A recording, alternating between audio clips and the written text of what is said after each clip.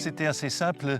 Au début des années 2000, il devenait évident que toutes les questions relatives à l'environnement, au social et à la bonne gouvernance étaient au sommet des préoccupations des entreprises. Et pour cette raison-là, on s'est dit il ne faudrait pas que les parties prenantes voient les entreprises simplement comme des machines à faire de l'argent, mais vraiment comme des institutions qui sont prospères et qui travaillent à la prospérité de la société en elle-même. Et c'est dans cet esprit que le conseil d'administration de l'UL a pris l'initiative de créer l'INDR en tant qu'institution et en tant qu'acteur principal à faire progresser rapidement les questions relatives à l'ESG.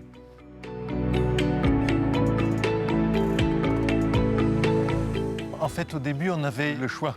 Est-ce qu'on allait créer une association invitant les entreprises à nous rejoindre ou d'essayer de regrouper toutes les parties prenantes qui ont un rôle à jouer, c'est-à-dire l'ensemble des entreprises. Et c'est la deuxième approche qui a été prise et en ce sens, on s'est dit que les membres fondateurs de l'INDR devraient devenir également les membres de l'UL, c'est-à-dire regrouper l'ensemble des fédérations patronales, les deux chambres professionnelles à affiliation obligatoire et de ce fait-là, nous avions effectivement assuré que toutes les entreprises étaient associées à cet effort en matière de ESG. Et je pense que c'était la bonne direction parce que cela permettait à la fois aux entreprises qui étaient le plus avancées en la matière de progresser et cela permettait également aux autres de se rendre compte que le sujet était particulièrement intéressant et donc de faire des progrès plus rapides. Et je crois que ce choix a été très bon, comme en témoigne effectivement déjà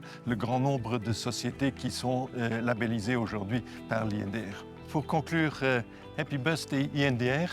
Je souhaite que les prochaines 15 années soient aussi successful que les 15 dernières et avec peut-être deux vœux particuliers.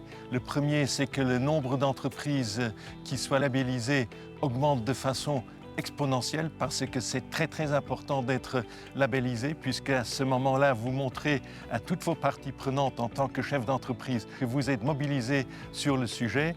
Et deuxièmement, j'aimerais bien que l'INDR continue également à prendre comme priorité la santé et la sécurité au travail. Le bien-être de nos collaborateurs, c'est ce qu'il y a de plus précieux et pour cette raison-là, ce sujet-là doit rester une priorité absolue.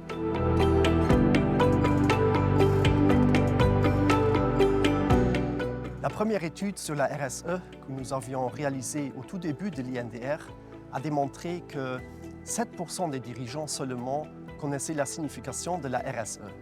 Aujourd'hui, les concepts de RSE, CSR, développement durable, ESG sont devenus mainstream. L'INDR, en tant qu'acteur de référence de la RSE, a contribué significativement à donner des définitions claires des différentes thématiques complexes, telles que les parties prenantes, la due diligence, la sécurité santé, le bien-être au travail ou encore l'économie circulaire.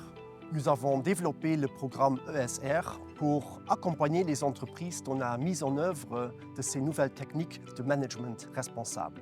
Il montre les bienfaits de la RSE pour l'entreprise, mais aussi la valeur créée pour les salariés, l'environnement et la société en général. Nous sommes satisfaits de compter autant d'entreprises labellisées ESR au Luxembourg et souhaitons encore vivement poursuivre nos services d'accompagnement aux entreprises et voir la RSE se développer au Luxembourg.